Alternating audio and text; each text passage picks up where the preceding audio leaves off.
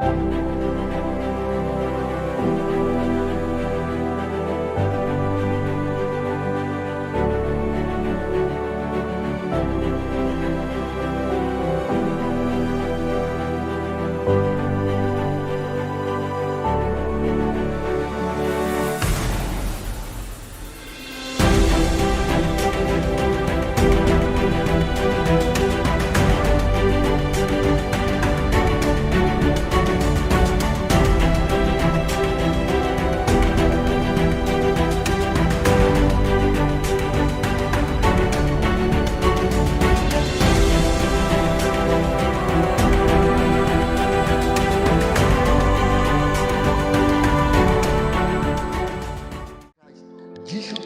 বিজয় ঘোষণা করা যায়, অন্য কোনো জায়গায় ঘোষণা করা যায় না, অসম্ভব।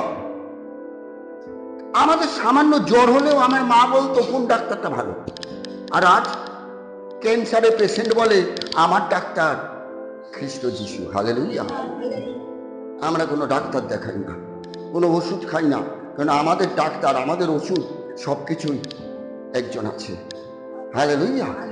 তা আমরা আজকে বাক্যের হেডলাইনটা রাখবো, first victory in Jesus Christ. Hallelujah. আমরা একটু খুলি প্রথম করন্থীয় 15 অধ্যায় 51 থেকে 57। বাইবেলে বাক্যই মেন, বাইবেলে বাক্য জীবন্ত, বাইবেলে বাক্য অন্যদিকে নিজেই ঈশ্বর। দেখো, আমি তোমাদেরকে এক নির্ণয় তত্ত্ব বলব, আমরা সকলে নিদ্রাহত হইব না, কিন্তু সকলে রূপান্তরিত হইব, এক মুহূর্তের মধ্যে চক্ষুর পলকে শেষ প্রতিধ্বনিত হইবে। কেননা তুরি বাজিবে, তাহাতে মৃতেরা অক্ষয় হইয়া উত্থাপিত হইবে। আমিন। প্রত্যেকে জানি যিশুর দ্বিতীয় আগমন আছে, ঘটবে, আজ নয় কাল।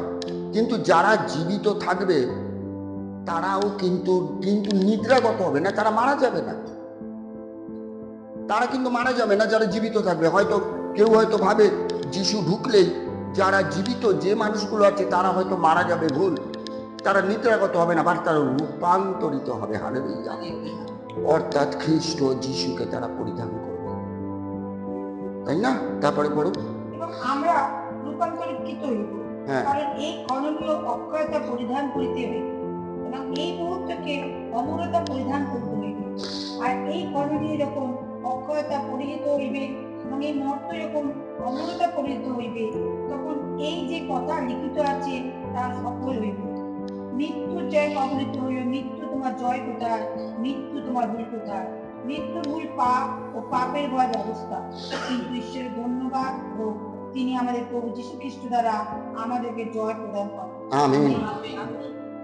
আমার প্রভু মৃত্যুকে জয় করেছে। হালেলুয়া। কি তাই তো? আমার প্রভু মৃত্যুকে জয় করেছে। আমার প্রভু, উনি যখন মারা গেছিলেন, হাত তোলো, হাত তোলো, হাত তোলো জোরে, অনেকে দেখুক, দেখুন উনি মারা গেছিল। হ্যাঁ, আমি যখন ছর্দিকে বললাম, ছর্দি খবর দিয়ে দাও, তারপর যাই হোক ছর্দি ফোন করে সব বলে দিচ্ছে। ঠিক এই সমরগড় ক্লাবটা টপকাচ্ছি, ঈশ্বর আমাকে বলছে যাও বাঁচবে। হালেলুয়া। আমার ঈশ্বর কথা বলে। তারপরে যখন ওনাকে প্রার্থনা করা হয়েছে, উনি উঠে গেছে। আমার ঈশ্বর মৃত্যুকে জয় করেছে। আমাদের মধ্যে পুনরুত্থান অনেকের আছে, তোমারও আছে। তোমাকে ডাক্তার বলেছিল কি 2-1 দিন হার্ডলি বাঁচবে? অসম্ভব। 2টো স্ট্রোক হলে মানুষ বাঁচে না, তাই না? কটা স্ট্রোক শ্যামা? 10টা। ওনার 10খানা স্ট্রোক হয়েছে, উনি আজ জীবিত। উনি আজকে প্রার্থনায় এসেছে। সব থেকে বড় কথা, প্রোস্টেট রোগ এমনই রোগ, অপারেশন ছাড়া ঠিক হয় না, ক্যাথিটার থেকে। আমরা হয়তো অনেকেই জানি, এমনই প্রার্থনার জোর ক্যাথিটার খুলে গেছে, উনি এখন সুস্থ। হালেলুয়া। বাইবেল বলে যে কোনো সমস্যার সমাধান খ্রিস্ট যিশুতে আছে। Victory in Jesus Christ. Hallelujah. বলছে মৃত্যুর হুল আমার ঈশ্বর ভেঙে দিয়েছে। ডাক্তার ওনাকে বলে দিয়েছে, উনি 3টে হসপিটালে গেছিল। 3টে হসপিটাল বলেছে অসম্ভব, পেশেন্ট নিয়ে যান, 2-1 দিন বাড়িতে রাখুন, ভালো মন্দ যার খাওয়া কি, 1 চামচ খায়, তাও জোর করে খাওয়াতে হয়। 1 চামচ হয়তো খায়, ডাক্তারে বলেছিল 2-1 দিন হাঁটবি, উনি আর থাকবে না। কিন্তু মৃত্যুর আগে ঈশ্বর দাঁড়িয়ে গেছে, মৃত্যুকে বলছে এই তুই দাঁড়া, তোর আগে আমি আছি। হালেলুয়া। 1 বছর হয়ে গেছে, উনি জীবিত। হালেলুয়া। উনি আজকে হেঁটে হেঁটে আসে, উনি এখন সম্পূর্ণভাবে সুস্থ। ঈশ্বরের ধন্যবাদ হোক। তার মানে মৃত্যুর হুল আমার ঈশ্বর ভেঙে দিয়েছে, মৃত্যুর হুল আমার ঈশ্বর ভেঙে দিয়েছে, তাই না? ঈশ্বরের ধন্যবাদ হোক। হিসেব মতো ওনারও একটি পুনরুত্থান উনি দেখে নিয়েছে, আমরাও দেখেছি। হালেলুয়া। তারপরে আমরা একটু খুলি রোমিও 6:6 পর্যন্ত পড়ব। আমরা তো ইহা জানি যে আমাদের পুরাতন মনুষ্য তাহা সে কুশারোপিত হইয়াছে, যেন পাপ দেহ শক্তিহীন হয়, যাহাতে আমরা পাপের দাস আর না থাকি। কেননা যে মরিয়াছে সে পাপ হইতে ধার্মিক গণিত হইয়াছে। আর আমরা যখন খ্রিস্টের সহিত মরিয়াছি, তখন বিশ্বাস করি যে তাহার সহিত জীবন প্রাপ্ত হইব। কারণ আমরা জানি তাহার উপরে মৃত্যুর আর কর্তৃত্ব নাই। ফলত তাহার যে মৃত্যু হইয়াছে তদ্বারা তিনি পাপের সম্বন্ধে একবারই মরিলেন, এবং তাহার যে জীবন আছে তদ্বারা তিনি ঈশ্বরের সম্বন্ধে জীবিত আছেন। তদ্রূপ তোমরাও আপনাদেরকে পাপের সম্বন্ধে মৃত, কিন্তু খ্রিস্ট যীশু ঈশ্বরের সম্বন্ধে জীবিত বলিয়া গণনা করে। অতএব পাপ তোমাদের মধ্যে মর্তদেহে রাজত্ব না করিলে তোমরা তার অভিলাষ সমিত আজ্ঞাবহ হইয়া পড়িবে।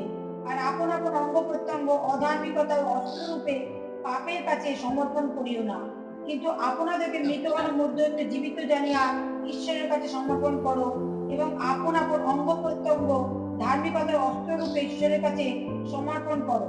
কেননা পাপ তোমাদের উপরে কর্তৃত্ব করিবে না, কারণ তোমরা ব্যবস্থার অধীন নও, কিন্তু অনুগ্রহের অধীন। তবে দাঁড়াইল কি, আমরা ব্যবস্থার অধীন নই, অনুগ্রহের অধীন। এই জন্য কি পাপ করিব?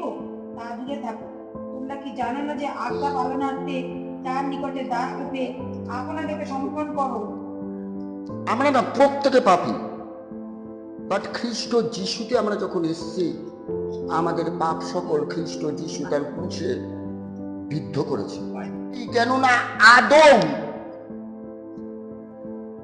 থেকে পাপ উৎপত্তি হয়েছে, আমরা হচ্ছে সেই প্রথম আদম। আমরা হয়তো অনেকে জানি, আমরা হয়েছে সেই প্রথম আদম। আমাদের পাপ সকল যখন ধৌত হয়, আমরা তখন সকল রোগের প্রতিকার পাই। হালেলুয়া। কেন বাইবেল বলছে খ্রিস্ট যিশু আমার সকল অপরাধ ক্ষমা করলেন, সকল রোগের প্রতিকার করলেন। খ্রিস্ট যিশুকে মৃত্যু ধরে রাখতে পারেনি, 3 দিন পর আবার উঠেছে, 3 দিন পর আবার উঠেছে। মৃত্যু তাকে ধরে রাখতে পারেনি। অর্থাৎ এই পুনরুত্থান আমাদের জীবনেও আছে। হালেলুয়া। তার মানে এই প্রথম আদম, আমরা যখন যিশুকে জানতাম না, চিনতাম না, আমাদের শরীর ছিল প্রথম আদম। বাট আমরা যখন যিশুকে জেনেছি, চিনেছি, পাপ থেকে ধৌত হয়েছি তার রক্তে, এখন আমাদের শরীরে প্রথম আদম নয়, খ্রিস্ট যিশু জীবিত। হালেলুয়া। আমাদের শরীরে কে আছে? খ্রিস্ট যিশু আমাদের শরীরে আজকে জীবিত। হালেলুয়া। নেক্সট আমরা একটু খুলি, খ্রিস্ট যিশু শয়তানের ওপর কর্তৃত্ব করে। আমরা একটা কথা বলি, সমস্ত মন্দ বিষয়গুলো শয়তান থেকে আসে, ঈশ্বর থেকে নয়। ঈশ্বর কারো খারাপ করে না, করে ঠিক? ঈশ্বর আমাদের সৃষ্টিকর্তা, সে আমাদের খারাপ করতে পারে? কিন্তু যত খারাপ যা কিছু আছে মন্দ শক্তি থেকে আসে। আর এই খ্রিস্ট যিশু মন্দ শক্তির ওপরে কর্তৃত্ব করার ক্ষমতা দিয়েছে। হালেলুয়া। আমরা একটু খুলি প্রকাশিত বাক্য তার 12:9-11। আর সেই মহান আগ নিক্ষিপ্ত হইল, সেই পুরাতন সর্প, যাহাকে দিয়াবল, অপবাদক এবং শয়তান, বিপক্ষ বলা যায়, সে সমস্ত নরলোকের ভ্রান্তি জন্মায়, যে সে পৃথিবীতে নিক্ষিপ্ত হইল, এবং তাহার দূতগণ তাহার সঙ্গে নিক্ষিপ্ত হইল।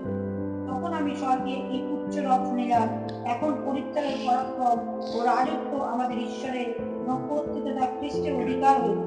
কেননা যে আমাদের ভাতৃগণের উপরে দোষারোপকারী, যে দিবারাত্রি আমাদের ঈশ্বরের সম্মুখে তাহাদের নামে দোষারোপ করে, সে নিপাতিত হইল। আমেন। আগের বাক্যে একটা আমরা দেখতে পেয়েছিলাম, যেটা হচ্ছে প্রথম করন্থীয় থেকে পড়েছিলেন, যে যত ভালো কাজ করুক স্বর্গরাজ্য পাবে না। ঈশ্বরের অনুগ্রহ আমাদেরকে স্বর্গে নিয়ে যায়। ওখানে আছে ব্যবস্থা দ্বারা স্বর্গরাজ্য পাওয়া যায় না। হালেলুয়া। আমি দেখবে অনলাইনে রাতে যখন প্রার্থনা করি, আমি বলি ব্যবস্থার সাপ থেকে ঈশ্বর আমাদেরকে মুক্ত করেছে, কেননা অনুগ্রহ আমাদের স্বর্গরাজ্যের পথকে প্রশস্ত করে। হালেলুয়া। খ্রিস্টের অনুগ্রহ আমাদের স্বর্গরাজ্যের পথকে প্রশস্ত করে। আমাদের ওই শয়তানকে যখন ছাড়া হয়েছে, না আমাদের ভ্রান্ত করতো মাইন্ডকে, কি করব ফার্স্টে আসতো, এটা করছে ওটা করছে সেটা করছে, but ultimate result big zero. কিন্তু ঈশ্বরকে ধন্যবাদ, এর মধ্যে থেকে ঈশ্বর আমাদেরকে মনোনীত করেছে। হালেলুয়া। আমরা প্রকৃত ঈশ্বরকে আমরা আজকে জানতে পেরেছি। আর আমাদের বাইবেল কি বলে? প্রত্যাশা লজ্জাজনক হয় না। হয় কি? আমরা একটু হেডলাইনটা লিখে নিই। There is hope for everyone. There is hope for everyone. Hallelujah. আমরা ফার্স্টে আমরা দেখব রোমিও তার 5:3 থেকে। কেবল তাহা নয়, কিন্তু নানাবিধ ক্লেশে শ্লাঘা করিতেছি। কারণ আমরা জানি ক্লেশ ধৈর্যকে, ধৈর্য পরীক্ষা সিদ্ধতাকে। 1 মিনিট, ঈশ্বর আপনাকে কি বলছে শুনুন। না পড়ো। ধৈর্য পরীক্ষা সিদ্ধতাকে, এবং পরীক্ষা সিদ্ধতা প্রত্যাশাকে উৎপন্ন করে, আর প্রত্যাশা লজ্জাজনক হয় না। আপনি আজকে লজ্জিত হয়ে ফিরবেন নাকি, না সুস্থ হয়ে ফিরবেন? হালেলুয়া। প্রত্যাশা লজ্জাজনক হয় না। আমরা প্রত্যেকে জানি, ওনাকে যখন ফার্স্ট প্রার্থনায় আনা হয়েছিল, 4 জন ব্যক্তি চেংদোলা করে নিয়ে এসেছে, বেরিয়েছে হেঁটে। হালেলুয়া। বেরিয়েছে হেঁটে, এক এক দিনে এক একখানা মিরাকেল। হালেলুয়া। বলছে প্রত্যাশা লজ্জাজনক হয় না। আমরা আজকে বিশ্বাস করি, যারা আমরা আজকে এখানে এসেছি, প্রত্যেকে আরো কথা বলবো। হালেলুয়া। প্রত্যেকে আমরা সুস্থ হব, আমরা বিশ্বাস রাখি তার উপর, তাই না? আমরা একটা সাইড দিয়ে ঢুকবো। আমি সেদিনকার গিয়েছিলাম হিস্কিয়কে নিয়ে। কি হিস্কিয়কে নিয়ে মনে আছে? হিস্কিয় ছিল খুব ধার্মিক, তথাপি সে অসুস্থ হয়েছিল। আমরা যেন কেউ না ভাবি আমি খ্রিস্ট যিশুতে আছি, আমি অসুস্থ হব না, কথাটা ভুল। কি হতেই পারি, দেহ আছে, শরীর আছে, মেশিন চলছে, একটু ডিস্টার্ব হতেই পারে। আবার ঈশ্বরে আসবো, ঈশ্বরই আবার রিপেয়ারিং করে দেবে। হালেলুয়া। সেদিনকার আমি হিস্কিয় ছিল খুব সিদ্ধ। আমরা একটু দেখে নিই আরেকবার, 2 রাজাবলী 18:5 কি বলছে? মানে একটু চাপটা দাও না।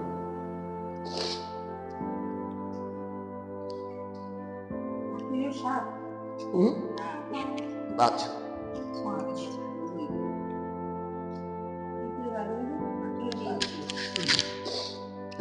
তিনি ইসরায়েলের ঈশ্বর সদাপ্রভুতে নির্ভর করেছিলেন, আর তাহার পরে জিহুদার রাজগণের মধ্যে কেউ তার তুল্য হন না, তাহার পূর্বেও ছিলেন না। আমেন। আর দরকার নেই, ঈশ্বরের উপর নির্ভর, তার তুল্য আগেও ছিল না, এখনো কেউ নেই। কার মতো? হিস্কিয়ার মতো। কিন্তু তার ছেলে ছিল পুরো অন্যরকম, মেনাসেস। তার ছেলে ছিল মেনাসেস। কিন্তু কিন্তু সে কি ঈশ্বরকে জানতে পেরেছিল? হ্যাঁ, পেরেছে। সে ঈশ্বরকে জানতে, আমরা কথা কম বলবো, হ্যাঁ, সে ঈশ্বরকে জানতে পেরেছিল। পরে মেনাসেস জানে তার বাবা কতটা অ্যানয়েন্টেড, জানে তার বাবা কতটা সিদ্ধ পুরুষ ছিল, তথাপি মেনাসেস ছিল অন্যরকম। আমি ইংরাজিটা বলছি, বাংলা হয়তো মনস্বী হবে। আমরা একটু খুলি দ্বিতীয় বংশাবলী, সেকেন্ড ক্রনিকাল, দ্বিতীয় বংশাবলী 33 অধ্যায় 2 পদ। সদাপ্রভুর দৃষ্টিতে যাহা মন্দ তাহাই তিনি করিতেন।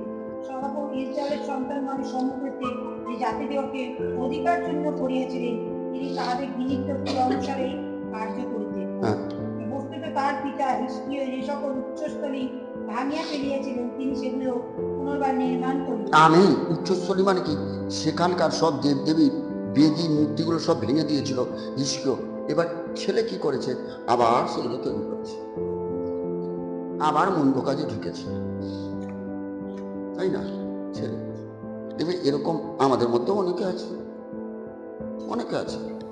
সবাই যে স্থির হয়ে থাকতে পারবে কথাটা বল, কিন্তু সে দেখেছে তার বাবা ছিল কতটা ডেঞ্জার, সে দেখেছে ঝিসাই ও ভাববাদীকে।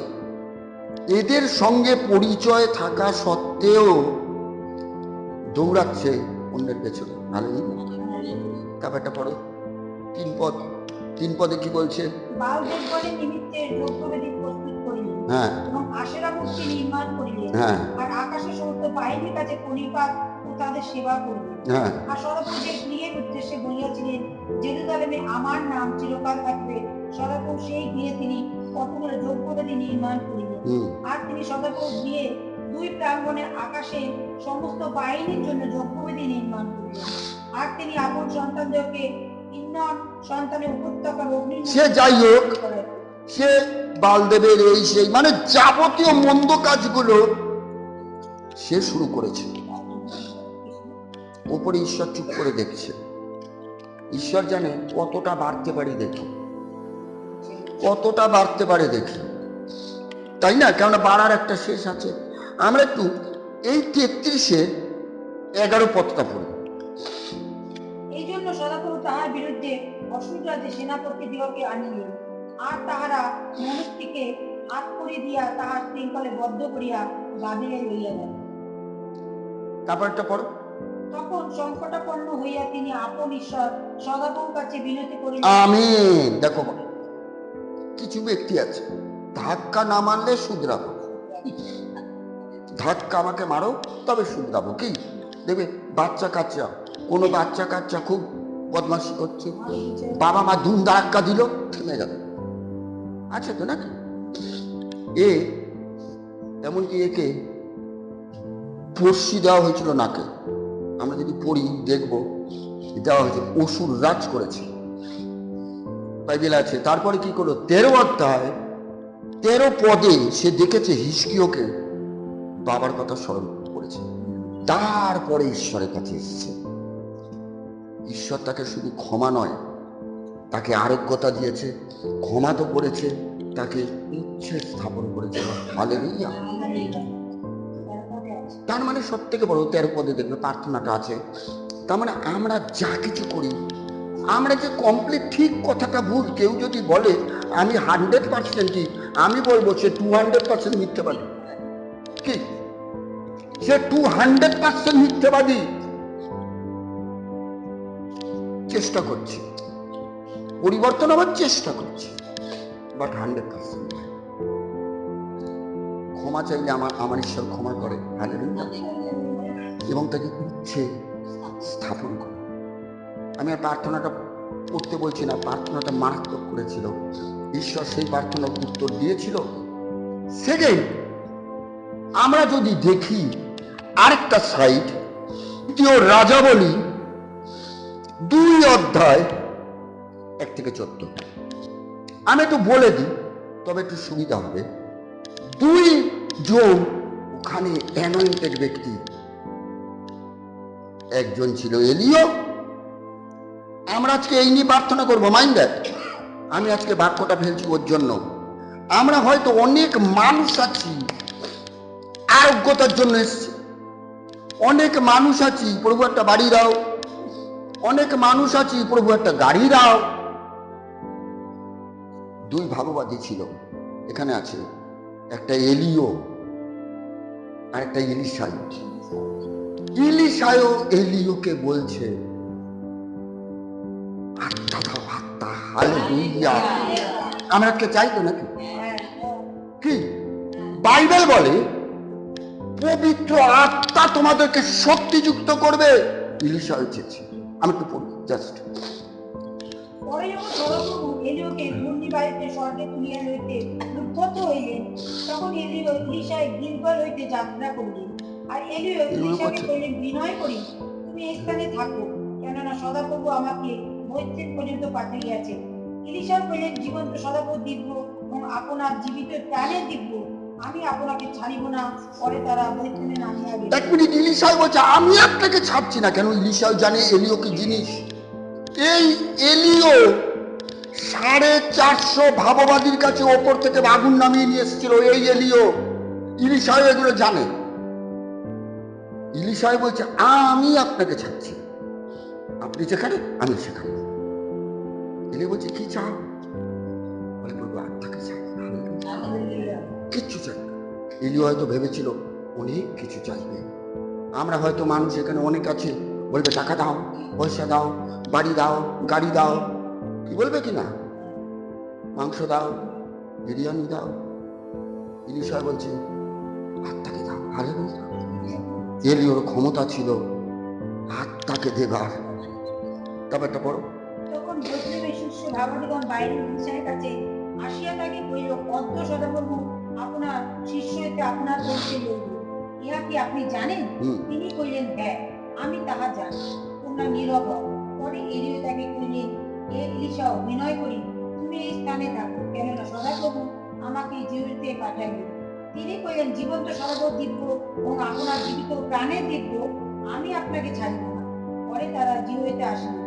তখন জিরিয় শিষ্য ভাবাদিগণ ইলিশার নিকটে আসিয়া কইলেন, অদ্য সদাপ্রভু আপনার শিষ্য হইতে আপনার প্রভুকে লইবেন, ইহা কি আপনি জানেন? তিনি উত্তর করিলেন, হ্যাঁ, আমি জানি তাহা, তোমরা নীরব হও। পরে এলিও তাকে কইলেন, বিনয় করি তুমি এই স্থানে থাকো, কেননা সদাপ্রভু আমাকে জর্দনে পাঠাইলেন। আমি একটা কথা বলি, জর্দন কথার অর্থ কি আমরা জানি? মৃত। মৃত আমরা লিখে নিই। ইতিহাস আছে জর্দন, বাইবেল আছে জর্দন। ওকে, মৃত। ঠিক আছে, নাও পড়ো। তিনি কইলেন, জীবন্ত সদাপ্রভু দিব্য এবং আপনার জীবিত প্রাণের দিব্য, আমি আপনাকে ছাড়িব না। পরে তারা দুইজন চলিলেন। তখন শিষ্য ভাবাদিগণের মধ্যে 50 জন লোক গিয়া তাহাদের সম্মুখে দূরে দাঁড়াইল, আর জর্দনের দ্বারে ওই দুইজন দাঁড়াইলেন। পরে এলিশাও আপন শাল ছুড়িয়া গুটাইয়া লইয়া জলে আঘাত করিলেন, তাদের জল এদিক ওদিক রক্ত হইল, এবং তারা দুইজন শুষ্ক ভূমি দিয়া পার হইলেন। পার হইলে পর ইলিশাকে কইলেন, তোমার নিমিত্তে আমি কি করিব? তাহা তোমার নিকটে আমাকে মৃত হইবার পূর্বে যাচনা কর। ইলিশাও কইলেন, বিনয় করি আপনার আত্মার 2 অংশ আমাকে বলুন। আমেন। আমেন। বলছে কি করব তোমার জন্য আমি? ইলিশা আরেকটা দেখেছে, তার বস্ত্র, তার চাদর জলের মধ্যে মেরেছে, জল দুভাগ হয়ে গেছে। জল দুভাগ হয়ে গেছে জল। তখন এলিও ইলিশা করছে, বলছে আমি কি করব তোমার জন্য? আত্মাকে চাই। হালেলুয়া। আমরা না অনেকে বলি, প্রভু বাড়ি দাও, গাড়ি দাও, টাকা দাও, কিন্তু আমরা বলি না প্রভু তোমাকে চাই, তাকে পাওয়া আমাদের সব পাওয়া। হালেলুয়া। প্রভু তোমাকে চাই, তোমার আত্মাকে চাই। এটা বাইবেল ইঙ্গিত করে পবিত্র আত্মা তোমাকে শক্তি প্রাপ্ত করবে। ঈশ্বরের আত্মা ছাড়া আমরা অনেকে আছে 8 বছর, 7 বছর, 10 বছর ধরে পড়ে আছে, শক্তি প্রাপ্ত আজও হতে পারেনি। কেননা তাদের হৃদয় চাওয়া পাওয়াটাও নেই, ঈশ্বরকে নয়, ঈশ্বরকে নয়। কিন্তু আমাদের প্রার্থনা এটা হওয়া উচিত, প্রভু শুধু তোমাকে চাই, কেন তাকে পাওয়া মানে সারা পৃথিবীকে পাওয়া। হালেলুয়া। তোমাকে চাই। ইলিশা বলেছিল সেটাই, যে প্রভু আত্মাকে চাই, আত্মা। আর ইলিশাও তারপরে মারাত্মক পাওয়ারফুল উঠেছে। এলিও দিয়েছিল, এলিও ইলিশাকে অভিষেক করেছিল। আমরা চাই তো নাকি? হ্যাঁ, প্রভু তোমাকে চাই। কেননা বাইবেলে বাক্য আছে, আমি তোমার ভেতরে জীবিত থাকতে চাই, মৃত নয়। আমি তোমার ভেতরে জীবিত থাকতে চাই, মৃত নয়। প্রভু তোমাকে চাই।